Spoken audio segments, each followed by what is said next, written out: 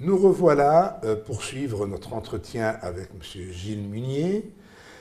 Dans la première partie, on parlait de votre sympathie pour la cause palestinienne, que vous voyez comme étant une cause, une question de décolonisation, et non pas une guerre entre juifs et musulmans, juifs et arabes.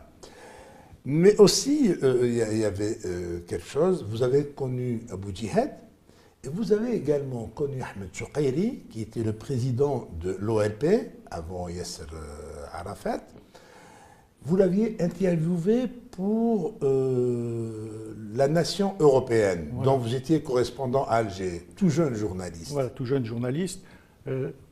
Parmi les organisations que j'avais contactées de droite et d'extrême droite lorsque j'étais allé en France, il y en a une qui m'avait semblé, et qui a semblé aussi aux Algériens intéressante. C'était une organisation qui est belge, mais qui rayonnait sur une partie de l'Europe, qui avait des représentants en Italie et en France, mais qui était interdite en France, et qui est une organisation dont le dirigeant avait soutenu l'OAS. Puis bon, la guerre est finie, la page est tournée. C'était une organisation anti-américaine, disons pro-soviétique, d'une certaine façon. À l'époque, c'était à choisir entre... Voilà, il y avait deux blocs. Elle publiait une revue qui s'appelait La Nation européenne, et ils ont décidé, moi je les avais contactés, j'ai été allé les voir à Bruxelles, et donc ils m'ont demandé si je voulais être leur correspondant en Algérie. Moi j'aurais dit oui, mais encore faut-il que le ministère de l'Information à Alger accepte. Voilà. Donc ils m'ont fait une lettre, je suis allé au ministère de l'Information, j'ai déposé la lettre, des exemplaires de la revue, et puis j'ai reçu mon accréditation officielle de correspondant de la Nation européenne à Alger. Vous aviez quel âge? J'avais... la vingtaine? Oui, 23 ans, quoi. Ouais. Et un jour, bon, évidemment, je poursuivais mes contacts avec les bureaux de la Palestine à Alger, parce qu'il y avait le bureau du Fatah et le bureau de l'OLP. Donc j'avais aussi des amis au bureau de l'OLP. Et lorsque j'ai appris que Ahmed Choukairi venait en visite officielle à Alger, j'ai demandé si c'était possible de l'interviewer, de le rencontrer, de l'interviewer, etc. Donc ils m'ont dit on va arranger ça. Et finalement, j'ai interviewé sur 3-4 pages de la revue La Nation européenne Ahmed Choukairi, dans un bureau du gouvernement, c'est-à-dire du palais du gouvernement. C'est-à-dire ça s'est passé dans les locaux de la villa, comment ça s'appelle, en haut là, la Villa des Pins, quoi. Bon, voilà. Ouais. Et donc j'ai interviewé là. L'article, la revue est sortie en Algérie. Alors c'était une époque. Là, on a commencé à m'attaquer dans la presse française en disant que j'étais donc quelqu'un d'extrême droite. Ah. Vous passez pour un extrémiste oui, de droite. De droite, alors que je n'avais strictement rien à voir avec tout ça. Simplement que si j'avais pu passer l'interview de Choukairi ailleurs, je l'aurais fait. Mais qui aurait accepté l'interview de Choukairi, alors que dans toute la presse occidentale à l'époque, on disait Choukairi veut jeter les Juifs à la mer. Voilà. Ouais. Donc à partir de là, tout est barré partout, encore plus qu'aujourd'hui. Hein, et donc à l'époque, par exemple, l'Express, les journaux, pas tous en vente en Algérie, l'Express était parfois interdite, et donc la revue La Nation européenne était dans les kiosques. Donc c'est comme ça que j'ai rencontré Ahmed Choukairi, ce qui m'a permis ensuite, parce que Ahmed Choukairi était soutenu surtout par l'Égypte à l'époque, et donc suite à ça, j'ai été invité en Égypte. Un voyage en Égypte. Un voyage en Égypte. Votre panarabisme commence à prendre... Voilà, c'est ça, voilà. Commence à prendre forme, où là je découvre qu'un Français qui avait combattu avec le Fatah était mort les armes à la main. Ils m'ont dit, mais j'avais demandé comment avoir des informations sur lui, parce que je me suis dit, je vais faire un article dans la Nation européenne sur un franco-belge, en fait. Et ils m'ont dit, ici, on n'a rien, mais allez à Beyrouth. Donc j'ai pris le bateau à Alexandrie, parce qu'à l'époque, c'était comme ça qu'on pouvait aller à Alexandrie à Beyrouth. Et à Beyrouth, et là, j'ai ramené des photos, des choses comme ça. Et donc, fait un article sur ce jeune Français franco-belge qui était mort là-bas, et aussi publié avec l'estampille du Fatah, à l'occasion de l'anniversaire de sa mort, un communiqué qui a été diffusé par le Fatah à Alger, quoi.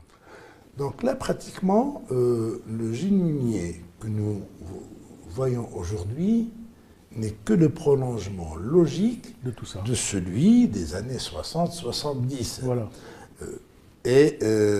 À l'époque, vous adhérez à une association de solidarité franco-arabe. Ben voilà, parce que De Gaulle a fait son grand discours. Moi, je n'étais pas d'extrême droite. Bon, les gens peuvent toujours vous accuser. Mais vous n'êtes pas les étiquettes sont faciles à coller. Non, puis c'est collé, mais là, c'est décollé, c'est pas facile non plus. Mais enfin, de toute façon, qu'importe. Moi, ça ne me gênait pas qu'on m'accuse tant qu'ils veulent. Hein. Et donc, c'est à ce moment-là que a été annoncée la création de l'association de solidarité franco-arabe, présidée par un ancien ministre du général de Gaulle, un ancien ministre de l'Information qui s'appelait Louis Ternoir, et comme secrétaire général, quelqu'un qui s'appelle Lucien Bitterlin, qui était ce qu'on appelle le chef des barbouzes. Les barbouzes qui combattaient les armes à la main au nom du général de Gaulle, l'OAS, c'est-à-dire une organisation qui s'appelait le Mouvement pour la coopération, qu'on a traité de barbouze, mais qui ont décidé un jour d'employer les mêmes moyens que l'OAS pour imposer l'indépendance de l'Algérie comme le voulait le général de Gaulle. Alors, dans tout ça, tout cela se passait à Alger, en Algérie, et de nouveau retour en France pour effectuer votre service militaire. Voilà, parce que bon, je commençais déjà l'âge passé, et régulièrement j'étais convoqué, enfin moi je recevais un papier de la convocation de l'ambassade de France, on me disait, bon ben, de toute façon, à l'époque, le service militaire, c'était 1 an. C'était redescendu, parce que ça avait été 3 ans et demi peut-être même. Pendant la guerre d'Algérie. Pendant la guerre d'Algérie, voilà. Bon. Et donc, je me suis toujours interrogé de savoir... à l'époque, je m'interrogeais s'il fallait que je prenne la nationalité algérienne ou pas. Je me suis dit, je suis français... Tu y pensais? Oui, j'y ai pensé, c'est sûr. Hein. Mais je me suis dit, je suis français... franchement, je ne voyais pas ma vie se poursuivre là-bas. Je me suis dit, je reviendrai toujours à Alger. Mais je vais aller faire mon service militaire en France. D'ailleurs, je voulais voir un peu ce que c'était aussi l'armée française de l'autre côté. Une curiosité. Voilà. Et donc, j'ai fait mon service militaire pendant 1 an à Verdun. Qui est une place symbolique. Qui est une place symbolique, c'est le hasard. Et j'ai même, à un moment donné, j'ai eu une permission, puisque je ne prenais pas mes permissions, une permission spéciale. J'ai donc écrit au général Massu. Parce que Massu, la région de Metz, enfin de Nancy, etc., dépendait du général Massu. Alors pour avoir l'autorisation d'aller en Algérie, qui était un pays étranger, il fallait demander au chef de la région militaire. Donc j'ai fait une lettre au général Massu pour dire, voilà, ma mère est toujours en Algérie, j'aimerais bien aller en permission là-bas, et il m'a autorisé. Alors, donc, vous poursuivez vos études, parallèlement, et vous devenez permanent à l'association de solidarité franco-arabe. C'est-à-dire que moi, j'étais un des premiers adhérents à l'association de solidarité franco-arabe. J'avais la carte numéro 63, si vous voulez. Et donc, j'étais militant de la cause palestinienne et aussi du dialogue avec les pays arabes, soutien à la politique arabe du général de Gaulle. Donc je suis allé voir Lucien Bitterlin, qui était le secrétaire général à Paris. Il avait un bureau à Paris, une revue qui s'appelait France Pays Arabe. Et il m'a proposé de travailler avec lui si ça m'intéressait. Donc je suis devenu permanent de l'association et de la revue en même temps. Ça, c'est après le service militaire. Ça, c'est après le service militaire, 1 an après le service militaire. Oui. Et cette solidarité franco-arabe vous a mené un peu loin. Elle m'a mené loin, c'est-à-dire elle m'a mené... Si vous voulez, aller séjourner au Liban dans un camp de Palestine. C'est-à-dire que Bitterlin, c'était quand même un homme d'action, puisque c'est un ancien chef de barbouze. Il avait combattu les armes à la main, l'OS, c'est-à-dire il a fait sauter une ville, l'OS lui a fait sauter une villa, la villa des Barbouzes à Alger, mais enfin dans la cave il y avait des cellules dans la cave avec des gens de l'OS qui, à mon avis, ne recevaient pas que des gifles pour parler. Hein. C'est ça. Je pense pas. Parce que lui, il disait qu'on leur donnait que des gifles. Hein. Et donc, ça m'a Mitterrand avait eu l'idée, pour soutenir le peuple palestinien, c'était avant la première guerre du Liban, d'aller au Liban avec un certain nombre de personnes qu'on allait appeler les commandos de la paix, et d'aller accrocher un drapeau français sur les barbelés de la frontière entre le Liban et Israël au sud du Liban. Alors je suis parti comme ça avec lui et 3 autres personnes.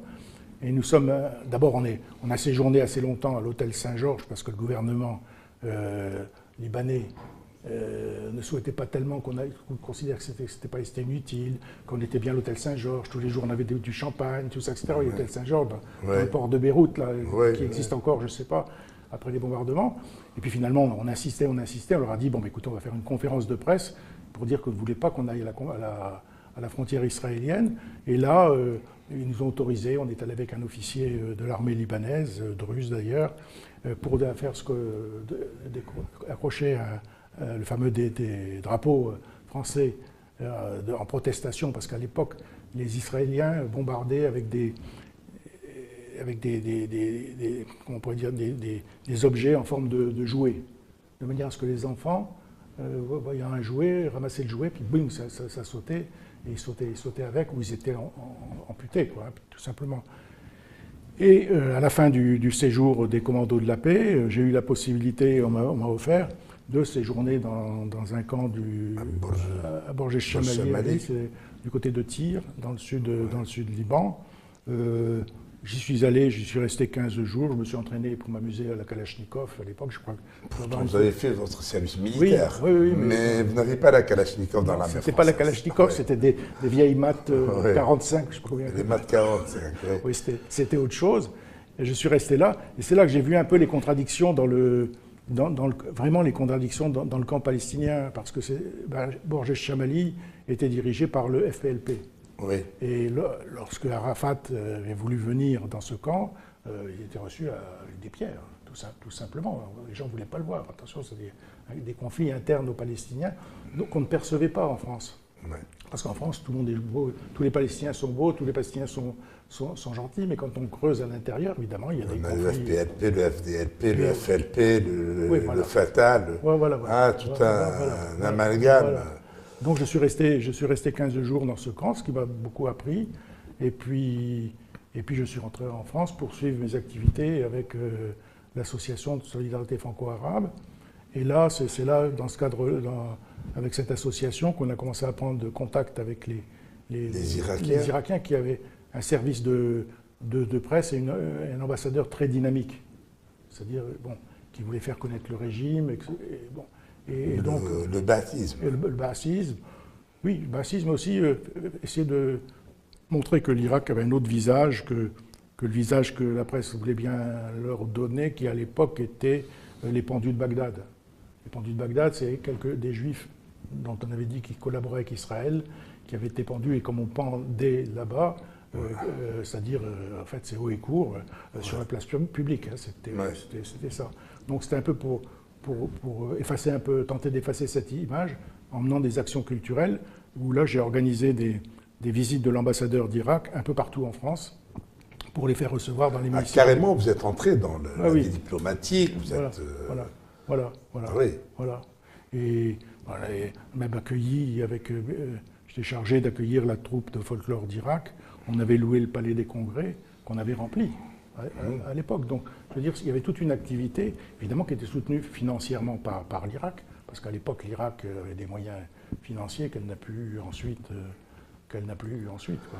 Cet engagement du côté des Arabes vous a valu un passage à tabac à Paris. C'est-à-dire que, dans le cadre des activités de l'association franco-arabe, dès qu'il y avait une manifestation pro-israélienne, j'étais chargé, et puis aussi j'avais le goût, c'est d'aller rôder autour pour essayer de ramasser les tracts que les pro-israéliens diffusaient. Oui, pour ensuite les utiliser, les ramener à l'association, puis les dénoncer, les décortiquer, etc. Et puis un jour, donc à l'époque, les pro-israéliens manifestaient contre le bureau de la Ligue arabe qui se trouvait le boulevard Haussmann à cette époque, c'est-à-dire pas loin de l'église Saint-Augustin, si vous voulez, et du comment ça s'appelle. Et alors, donc je suis allé là-bas, j'ai traversé la place Saint-Augustin un peu avant un peu avant la manifestation, il commençait déjà à y avoir du monde. Et puis, j'étais là à côté du cercle militaire, parce qu'il y a le cercle militaire, place Saint-Augustin. Oui, J'étais place Saint-Augustin, voilà, le grand immeuble. Voilà, j'étais de ce côté-là. Je vois, venant de l'église Saint-Augustin, pour ceux qui connaissent cette place-là, des individus qui couraient dans ma direction, mais sans plus, quoi. Bon.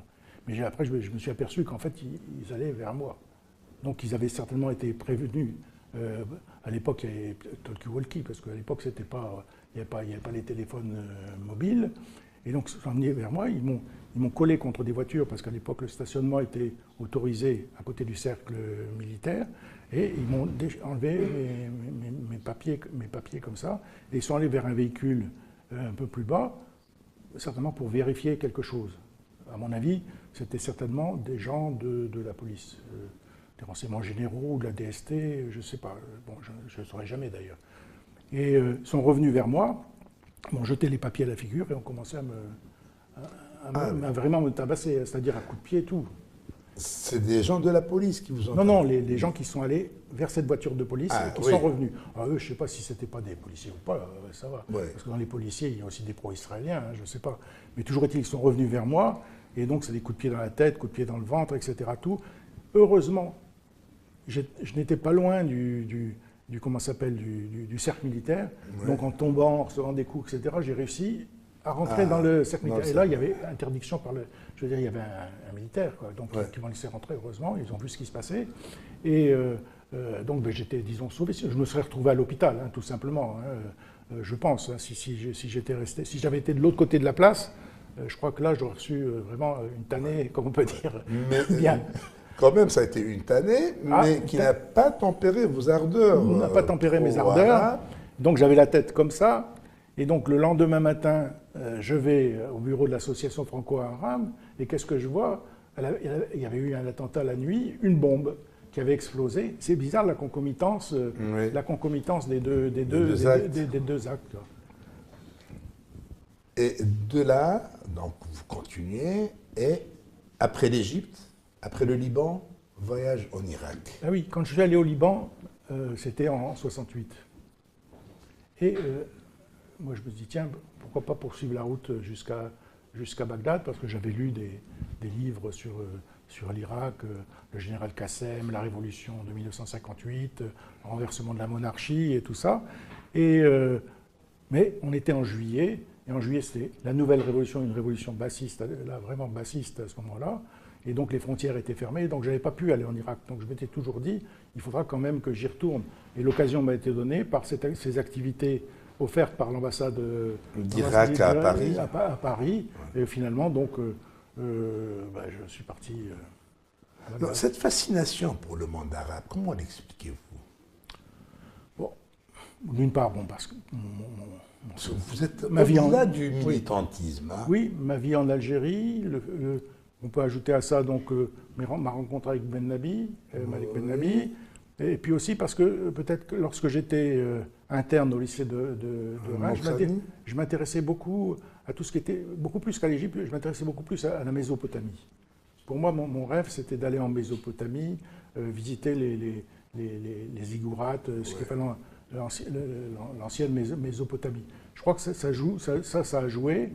Et puis aussi le côté qu'on pourrait dire aventureux de la chose. Puis aussi en plus, ce que j'ai oublié peut-être de dire, c'est que parmi les personnes qui m'ont beaucoup influencé pour aller en Orient, il y a un grand écrivain français qui s'appelle Benoît Méchain, qui a écrit sur le Ibn Saoud à l'époque, qui a écrit sur plusieurs livres, que j'ai rencontré à plusieurs reprises et qui m'a incité à aller là-bas. Avant de terminer cette deuxième partie, puisque nous en aurons encore d'autres, la vie, vous avez une vie quand même, un parcours très lent. En Irak, vous avez été aussi au Kurdistan. Vous n'avez pas remarqué une certaine ségrégation, une certaine discrimination vis-à-vis des Kurdes, une certaine différence entre Kurdes et Arabes? La première fois que je suis allé au Kurdistan, c'était dans le cadre d'une opération, on pourrait dire, paracommerciale, puisque la chambre de commerce de Bretagne, parce que je m'étais entre-temps installé en Bretagne. Et aussi, entre-temps, il y a eu le boom pétrolier. Donc l'Irak, comme l'Iran, comme tous ces pays-là, le pétrole avait augmenté. Donc était un pays très intéressant pour l'agroalimentaire de ma région. Et mon idée, c'était d'organiser un jumelage entre la région Bretagne et la région du Kurdistan. Bon, je me faisais des illusions, effectivement, sur la liberté des Kurdes à décider d'un jumelage pareil. D'ailleurs, quand je suis arrivé à Bagdad, les gens m'ont regardé avec des yeux. Ils vous disent toujours oui, mais en fait, dans la réalité, on n'aboutit à rien. Mais je suis allé au Kurdistan la première fois avec un représentant de la Chambre de commerce, et on était à mi-route, parce qu'à l'époque, les routes n'étaient pas les autoroutes qu'il y a eu ensuite. On s'est arrêté le soir pour dîner. Alors, on va s'arrêter nous aussi.